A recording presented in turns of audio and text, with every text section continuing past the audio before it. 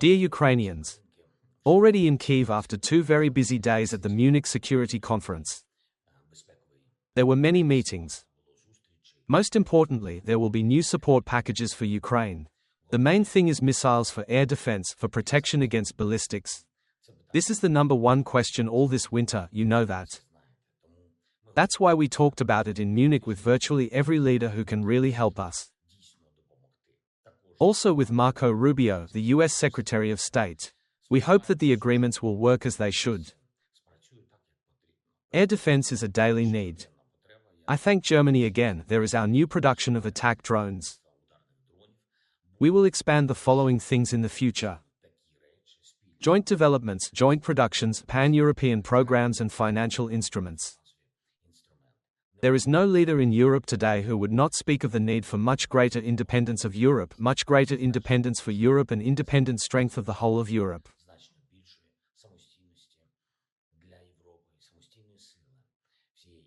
This is now one of the most important trends. We propose specific things, specific projects that make Europe strong. Next week, we expect a meeting and work for the sake of new energy packages. This also applies to the recovery of the necessary equipment after impacts. I want to thank everyone who is already helping. There are several cold days ahead. Everyone has already seen how the Russians take advantage of this. Please take care of yourself, respond to an air raid siren. We are in communication with all partners. We are convinced that each such threat, each such risk only worsens the overall chances of ending this war. Trilateral meetings are to be held during the week. The Ukrainian delegation has the necessary framework for the conversation. Yesterday we coordinated with Steve Witkoff and Jared Kushner. Ukraine will always be constructive.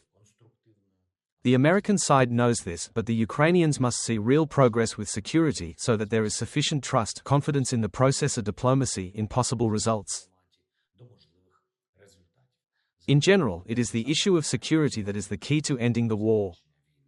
Security guarantees for Ukraine are needed. This is a key priority. One more thing.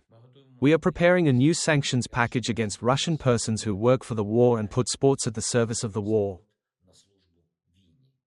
The documents have already been prepared. This Ukrainian sanctions package should be a signal to others in the world, a signal that you cannot simply turn a blind eye to supporting aggression. When Ukrainians at the Olympics are forbidden to even remember the victims of Russian aggression, this is definitely a global rollback from justice.